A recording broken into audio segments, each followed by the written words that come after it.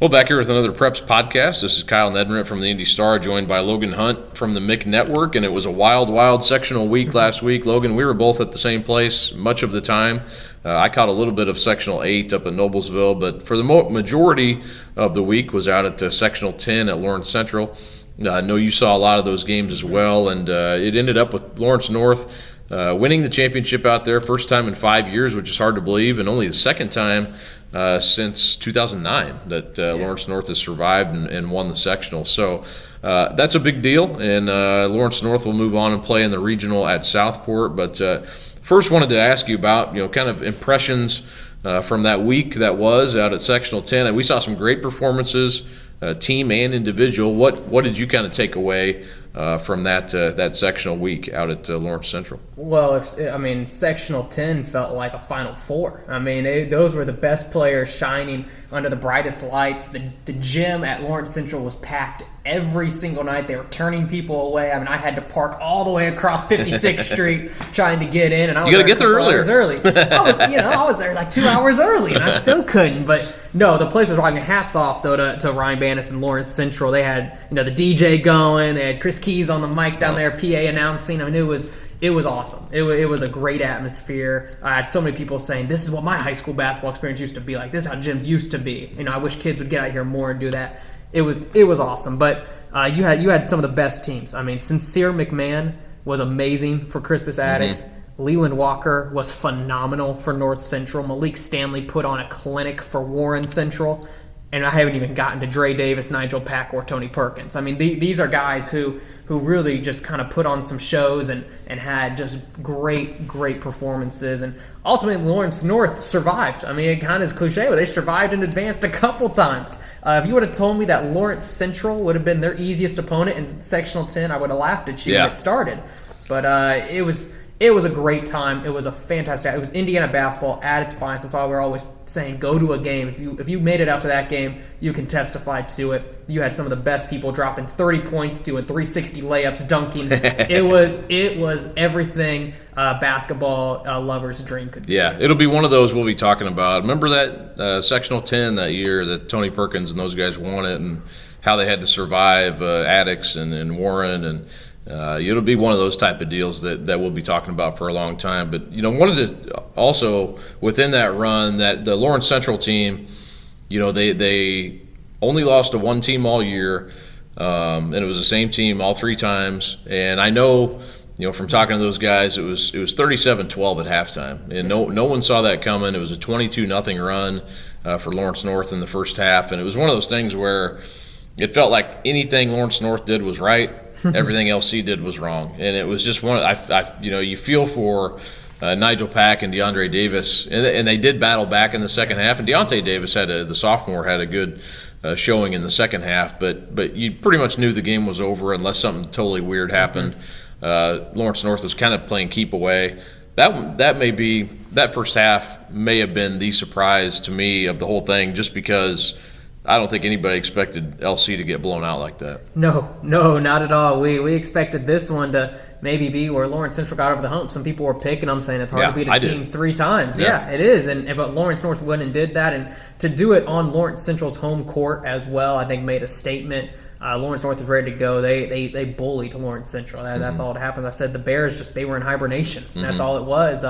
They couldn't get anything to go. There were some shots that rolled around the rim and out. There were a couple ones where you just felt like, man, that's one that usually goes down for him. And then Lawrence North comes down and is hitting shots from the volleyball line. And credit to Lawrence North. They did everything right there. Their matchup zone was phenomenal and really shut down Dre Davis working anything inside. They limited Lawrence Central to have to take some outside shots and really did well. But there was a point in that game, it was late third quarter, early fourth, where Lawrence Central had come back, got it within 10 to 12 points, and it felt like if they can get just a couple more buckets, a couple more stops, a couple more buckets, they can really make this a game here. But Lawrence North, right when they felt it, they had a timeout. They come out, they're going like another 6-0 run, and it just felt like the game was over. They did it. Tony Perkins and Shamari Vance took over that ball game, harassed Nigel Pack and Dre Davis all night long, didn't give them anything easy. Dre and Tay both kind of got going there in that second half, but it was kind of too little too late. Yeah, you're right. It was doable, it felt like, in the late third quarter, and they just couldn't quite get over the hump. It never felt like, though, like all right, they can win this Right. game. It never kind of got to that. Maybe a couple more buckets, it would have felt that way. But a tough way for LC to go out. They had a great run with this group of guys, and they bring back Deontay Davis next year, but sort of a new chapter will be for that team. And also, with Addicts, I thought was really, really good in their game. It was a 76-73 loss in the semifinal. But Sincere McMahon, I think, 32 points for him and really put on a show in that game and made some incredible shots, three-pointers, all kinds of stuff. And I think probably solidified his at least being an all-star for sure in that game. I mean, this was a guy who some people kind of scoffed at, said, "You're playing easy guys. You're in the city. It's not what it used to be." But he definitely put IPS on his back. He put the city on his back, and he had great games against Cathedral. He had great games then against Lawrence North. I mean, there was never a doubt that he was one of the best players on the floor. He was the best player on his team, and you had to get a hand in his face once he passed half court. Yeah. He really did just a great job, and I was so impressed with how he doesn't seem to force shots. The game still comes to him relatively easy. He can still just fire up threes and get them to fall. I don't know how he does it sometimes, but I mean, just amazing shots. But that's what spectacular players do. And we talked about it before for Mr. Basketball candidates. His name was in it, but what would it take? I mean, he put on Mr. Basketball performances when you're scoring 30 points against some of the top level teams in the state. He did it. If that game goes different, if Addicts holds on and beats Lawrence North in those final 20 seconds of that game when they were winning, we could be talking about Sincere McMahon as a legit kind of Mr. Basketball candidate of kind of dethroning Tony Perkins. Yeah. So that would be something else. But I thought Crispus Addicts did a great job, and I love the following that they have. Yeah, they really showed out well. Of course, won the city and beat Cathedral again. Cathedral probably kicking themselves a little bit because, man, they had both those games felt like they had a chance to win them and couldn't quite do it. They'll bring back a really solid group. Most of these teams we're talking about will bring back really good teams next year, including Warren Central, which played in the championship. They beat North Central and Leland Walker. Great matchup between Malik Stanley and Walker, and Walker had 30, and Stanley had, 32 in that game. So just a great performance by both those guys. And then Warren comes out against Lawrence North, and Logan, they were up by 2 points with about 25 seconds, and a mad scramble for the ball. And once it got on the floor, I remember looking out there, and I know Tony Perkins is going to end up tying this thing up and doing whatever he has to do and knowing I'd already looked that the possession area was going to Lawrence North even before that possession started, knowing it could end up that type of situation. It does. Garrett Weininger, the Warren Central coach, thought he had called a timeout before the tie-up had happened, and sort of ran onto the floor. And when you look over there, he was out to about the volleyball line, and probably lucky he didn't get teed up. Now I think the refs are smart not to, react and tee him up in that situation, but really, a kind of a wild scene there, and then Lawrence North ends up with it, ends up scoring. Donovan McCulley, the football player, gets a bucket, misses the free throw, and then Tony and then DJ Hughes gets the putback, and Lawrence North holds on and beats Warren. But really a great game, a fitting way to end that sectional. No, it was everything that you could want for in that game. Lawrence North coming from behind again. I mean, there was a point where the clock was stopped. Warren Central they had inbound, maybe hit some free throws, about 20 seconds left, and I was up there calling the game for the Nick Network, and I look over to my counterpart and say, this feels like deja vu again. It feels like Addicts and LN here. But, it really did. And it's exactly what happened. I mean, Stanley kind of dribbled into trouble, got it knocked away by Hughes. It was a scramble on the floor. And once again, tip your cap to the officials in that one. That's a tough game to call. Both teams are very physical, but they teach you knowing, the situation, managing emotions, not making yourself known in the game. And that was a great job kind of, just pushing Coach Weininger back into his box, saying you got to calm down. I don't want to have to call this technical, but you're in that zone. So I thought they did a phenomenal job managing that situation as well, because you want the players to decide it. And sure enough, they did. I mean, Tony Perkins goes down there, hits some shots. Shamar Avans hit a three before then to bring him in. Hughes and Donovan McCauley is no longer the football player. Donovan McCauley is the athlete. Donovan McCauley is the stud. Donovan McCauley is the basketball, the hooper. I mean, that is who he is. He's had 2 instrumental plays and victories for Lawrence North against Crispus Addicts late in the game and Warren Central. So it helps when he comes in late in the season after coming back from a concussion from football and you can put a 6'5" athlete like Donovan McCauley in the game for Coach Kiefer. He was great for him, and Lawrence North earned that victory. Yeah, he's been a key player, and he's in the game a lot of these times. I asked Kiefer about that, and he said, we've had times where the coaches have said, hey, we need another a shooter or an offensive player, and he says, well, I like having him out there because we have other guys who can, he's going to get, chances to score where, because they have Perkins, Avance, Hughes out there. And he's been a great fit for this team, along with Omar Cooper, who's been good all year for him as well, and Dorian Hatton, and you can go on down the list. C.J. Gunn as well. He got injured but came back. It's coming back. If he gets healthy for regionals, watch out for LN, I'm telling you. Yeah, definitely. And speaking of that, they will play New Pal in the regional semifinal at Southport on Saturday. And New Pal is a team that started very, very slow this year, and in part I think because of their football players on that team. They make a run all the way to Thanksgiving weekend, and that kind of sets you back as far as getting ready in basketball shape. And they started slow. I think they were 2-9 at one point, and now sit at 14-12 after winning the Muncie Central sectional. And so I would say this. They have Maximus Gizzi has been a really good player for them for years. All-time leading scorer, handles the ball well, shoots it well. Does a lot of really good things for that team. But on paper, you would think this is probably a pretty tough matchup for New Pal playing this really talented Lawrence North team.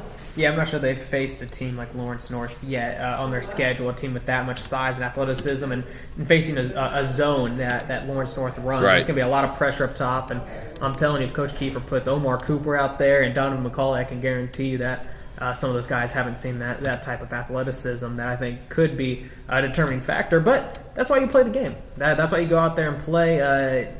Lawrence North could be coming off a little bit of fatigue emotionally as well as physically after going through the gauntlet of Sectional 10. We've seen this happen in years past where teams have gotten through and then they lose in regionals because they just aren't mentally focused or emotionally focused in on that game. They think they have it in the bag. So I think it is on paper going to be a tougher matchup for New Pal, but they have some guys that can really play. And I tell you what, their guys have gone through, like you said, they've gone through their own stretch. You're going to be fatigued playing all the way through to Thanksgiving, turn around and hop on a basketball court as well. They're 9-2 in their last 11 games, so definitely a team that's picked it up. How you doing?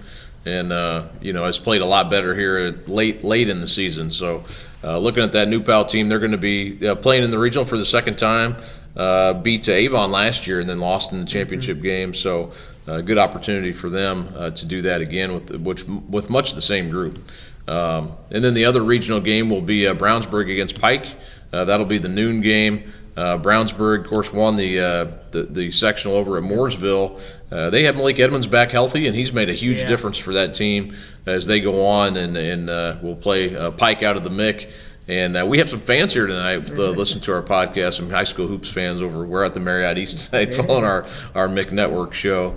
So it should be a really good game. I think that's probably an even matchup. Brownsburg 21-4 against Pike 17-9. Pike has stumbled a little bit late in the season, and then has kind of recalibrated things. They won the Southport sectional. Davian Bailey had a great sectional. Really picked that team up when they needed it, and they beat Decatur Central in overtime. Kenny Tracy and the Hawks in the final there. But that sets up to be a really good game. Brownsburg having one of their best seasons. Pierce Thomas, Malik Edmonds, Connor Lucas, and that group for Steve Lynch, and Pike under Bill Zick is always tough this time of year. No, absolutely. And you mentioned a lot of people know Edmonds, a lot of people know Thomas, but Connor Lucas has kind of been the X factor for him this year for Brownsburg. He's a guy kind of been under the radar, can shoot lights out from outside when he gets going. It could be a fun matchup. And Brownsburg's team has only lost 4 times on the year, I believe, and been to quality opponents as well. So that's a team that maybe a lot of guys take for granted when they see them, but can really play some ball and have the athletes to match up with Pike as well. But you talk about Coach Zick always has those guys ready. Pike has a rich tradition of going deep in the tournament. Davian Bailey is trying to etch his name into the rafters there as well with all the all-time greats you'll find in that gym. And when Davian Bailey gets going, look out. Yeah. I mean, that guy can light it up. He actually can. There's not a shot he doesn't like when he gets the ball in his hands. So that's a team to look out for. But like I was going to say with the fans here, we need to have you be like Stephen A. Smith and have on a cowboy hat or something, and start making your picks maybe like Lee Corso or something. I like it. And this is the first, hard to believe, but Pike had not won a sectional since 2015. It seems like just the other day they'd won those 5 sectionals in a row. It seemed like they had it just about every year. But Ben Davis has kind of been the team there the last few years. And also Southport had a good run as well. But Pike is back, and I think that'll be a really, really good game. Pike and Brownsburg at noon at Southport. And we saw, Logan, I don't know if you did the Brownsburg LN game earlier this year on the MIC network or not, but Brownsburg had played them pretty tough. They struggled shooting the ball later in that game, and LN kind of got away from them a little bit. But after watching that game, I felt like Brownsburg athletically matched up with them okay. It's just a matter of consistently making outside shots against that zone defense. Absolutely. In watching that Brownsburg-Lawrence North game, it reminded me very similar to the Hamilton Southeastern Lawrence North game that we saw just about 2 weeks ago, where Hamilton Southeastern beat Lawrence North in that final regular season matchup. It's like they kind of took the same blueprint from them and had some hot shooting from outside, limited Lawrence North inside in the arc area. They pushed DJ Hughes out. They forced Perkins and Amos into some really tough long threes, kind of sped them up a little bit, and they had the athletes to play with them. So that's always a concern, and that's something that Lawrence North, their defense doesn't get enough credit for what it does. I mean, we talk about their offense. These guys can score, they can dunk, they can shoot, they're up and down the floor. But these guys get after it defense. If you have ever watched Shamar Avance play defense, he's exciting out there. I mean, you don't want to compare him to Patrick Beverly necessarily, but he has that same intensity that he brings to the floor every time. Yeah, he's very tough, defend, very quick. I wouldn't want him guarding me. I'd be turning it over every single time. But So also when sometimes we forget Carmel out of the MIC is the defending champs, and they are going on to play in the regional again. Carmel needed a last-second shot. Jackson Jansen, just a really tough, impressive, kind of fadeaway jumper to beat Noblesville in the sectional. Carmel earlier in the sectional beat HSE in a really good game. I was at that game. And then in the championship, kind of put away Westfield with a good early run, and were able to hang on and beat the Shamrocks. And that is an impressive sectional win for Carmel. Say what you will about. I hear it on Twitter a lot that they have an easier route, but that's not an easy sectional this year. With Fishers in there, HSE was really good and won a bunch of games in a row, and they get them right out of the gate and handled it like a veteran team would, and they're not really a veteran team. But they're obviously growing up under Ryan Osborne. Well, yeah, I'm really glad you brought up the Greyhounds, and that was an opening round game where Carmel has had HSE's number in sectionals for many years now. It's kind of been the sectional that Carmel has owned. But HSE coming off that win against Lawrence North, it felt like they had the momentum. The Royals kind of had maybe their number. They're going to go into it. Carmel shut them down and came down to the end and beat them after losing to them about a week earlier on a last-second shot where HSE beat them. Then you turn around and you say, okay, they're facing Noblesville record. But when that game's played at Noblesville and that place is packed, I mean, that's a tough game. That's a tough game. And after Fishers had been knocked out early, it felt like anyone could win that sectionals. Maybe the kind of the top dogs had lost. So then they win that game. The senior hitting, you call it a fadeaway, I'm going to call it a leaner. He kind of leaned into it, but made a big-time shot and then goes on and beats Westfield, a team that has much improved this year. That's all Coach Osborne has done since taking over this program. He just wins. I mean, he's been to the state game. He just keeps on trekking with these Greyhounds. And I'll tell you what, don't be surprised to see them go far in this tournament. Some of those guys have been there. It's a culture of winning. I mean, anybody will tell you when you build that winning culture, it's contagious. Everyone wants a piece of it. Those guys are mature. Brian Waddell is playing out of his mind. Yeah. He has improved tremendously throughout the year. Not that he wasn't skilled at the beginning of the year. It's like he hadn't been unleashed from his cage yet. It's like he was the secret weapon and a sleeping tiger had been awoken throughout the year. He just has taken off as another option scoring for him. So I like the Greyhounds draw. I really do. Yeah, I do too. And Waddell, he's added another element to Pete Suter offensively that they can have. And Suter, man, he plays so hard. I mean, he's always. Osborne said sometimes in practice we have to pull him back a little bit. So, but that's what you want. You want guys who just flat out get after it. And then Brian Waddell had he had a little bit of a stress fracture issue in his foot early in the year, and as he looks 100%, 120% now, the way he's playing. And so Carmel goes up to Logansport. They'll play New Haven.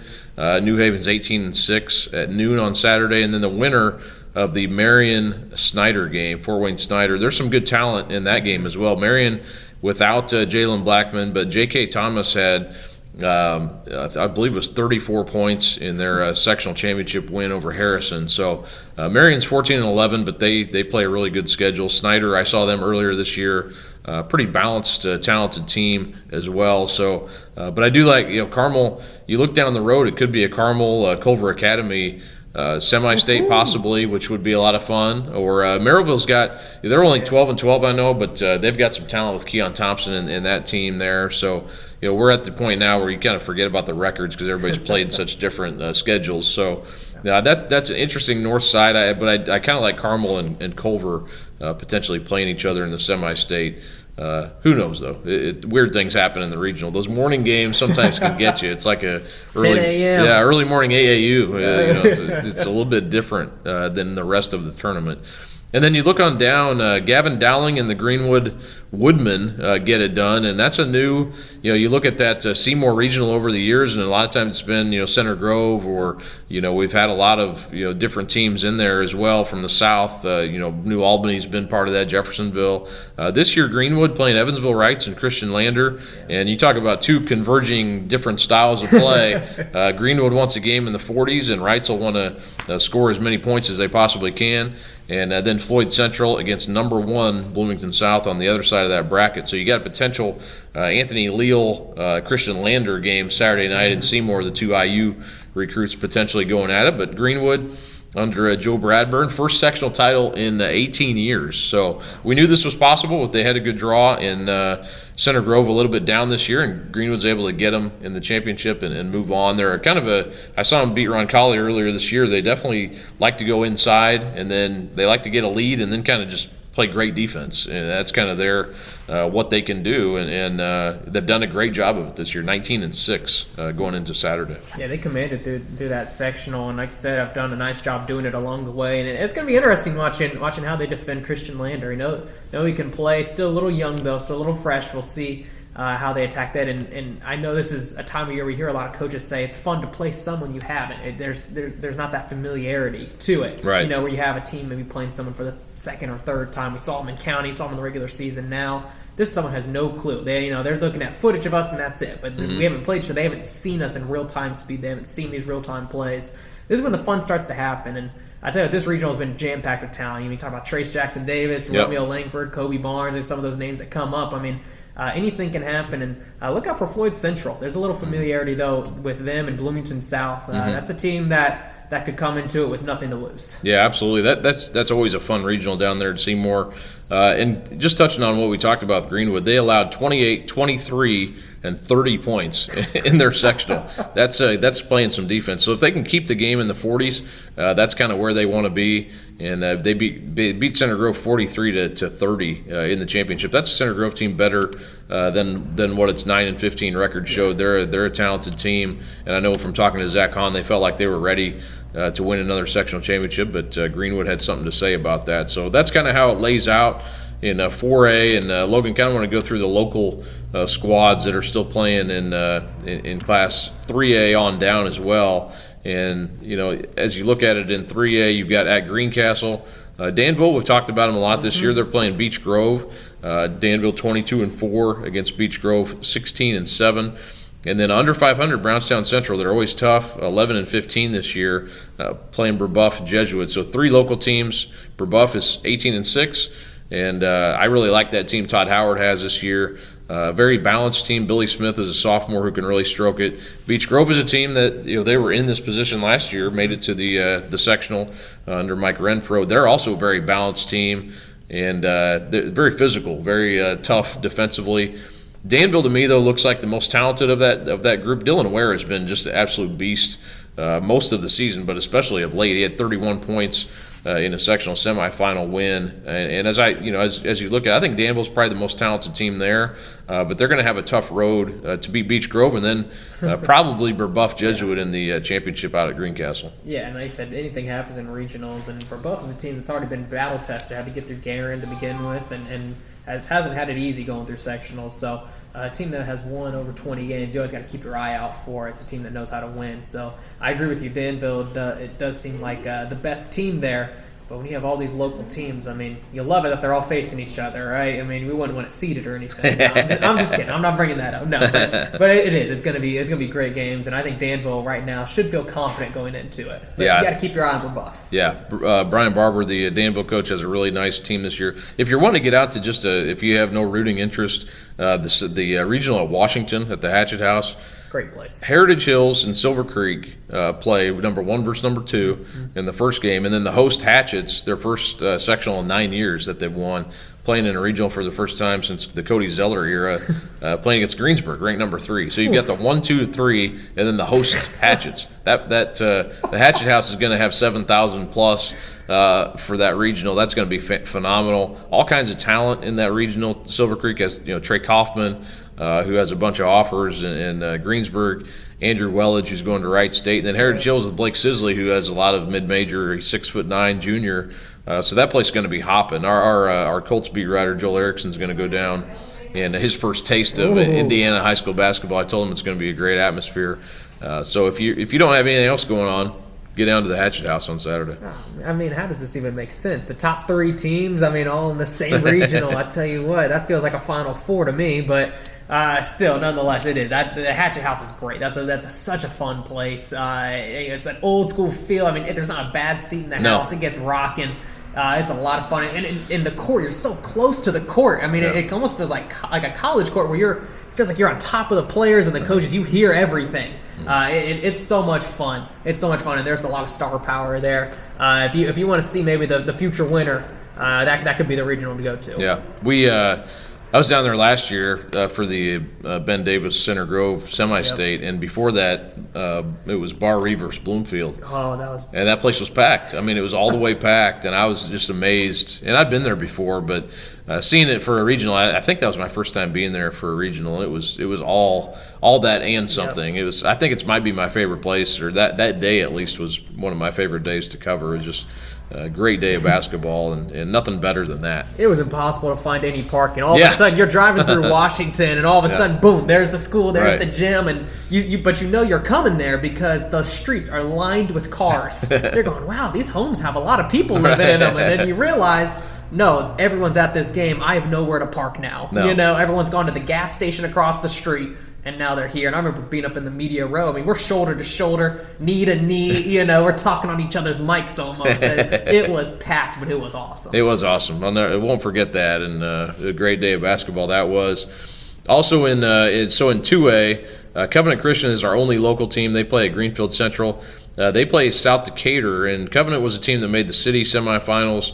They're 19-7. Like to get up and down, and South Decatur is the highest scoring team in the state. So if you want to see a game that's up and down and no shot clock, all kinds of points, man, that's going to be where you want to be.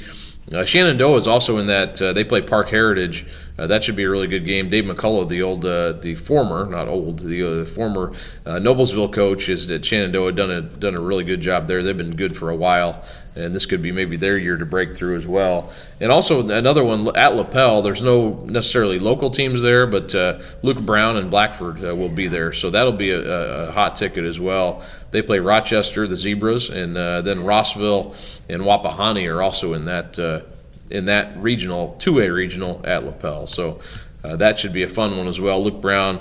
Fun story. Yeah, fun story, averaging more than 32 points a game. So that'll be a fun one. And then in 1A, I was actually out at International today. Their first sectional title. They've only been playing since 2005.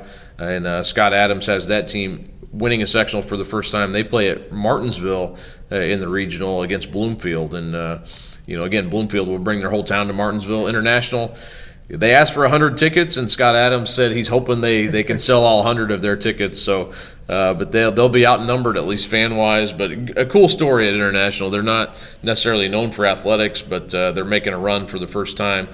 And then the team we've talked about, Greenwood Christian with Johnny Marlin, they are probably the team to beat in that regional. They're 24-1. They have good wins all year long against 4A opponents. So they play Oldenburg Academy. Greenwood Christian may be the team to beat in that regional. Yeah, absolutely. I think they're the team to beat in that regional. I don't want to crown them champs already, but if we were to get a Bar Reeve and a Greenwood Christian semi-state, I would not be angry about that one bit. I mean, kind of the king of the class, the gold standard, so to speak. But Greenwood Christian has been so solid all year and has taken the class by storm.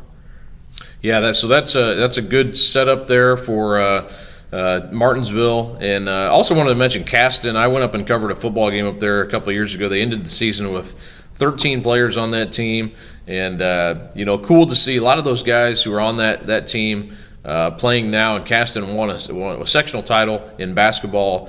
They get to play at Triton this week, where unfortunately Gary 21st Century is also part of that group.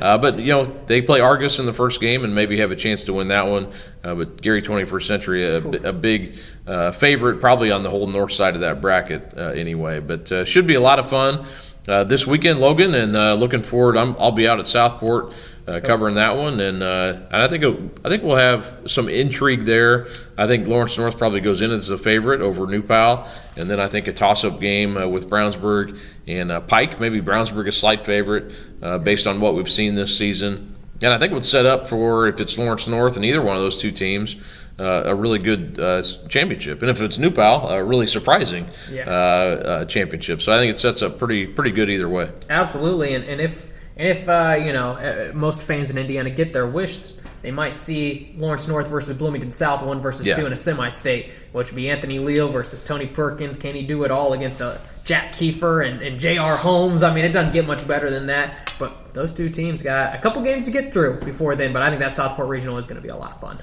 Quick history lesson. 2009, Lawrence North came out of a tough sectional, beat North Central at Arlington. I remember covering the game, talking to Dominic Ferguson after, and Bloomington South was undefeated that year with Jordan Holes. And he mentioned playing them in the semi-state, maybe not realizing they still had to win the regional at Hinkle the next week.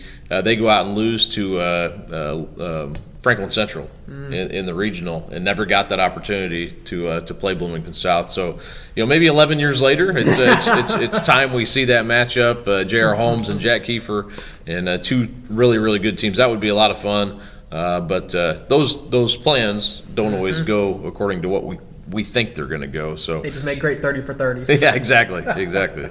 What could have been. So should be a great regional weekend. Look forward to it, and stay healthy out there and hydrated, and wash your hands and all those things so we can play these games this weekend. So thanks again for joining us here on the Preps Podcast. Thanks, Logan, for coming on the show, and we'll be back with you next week.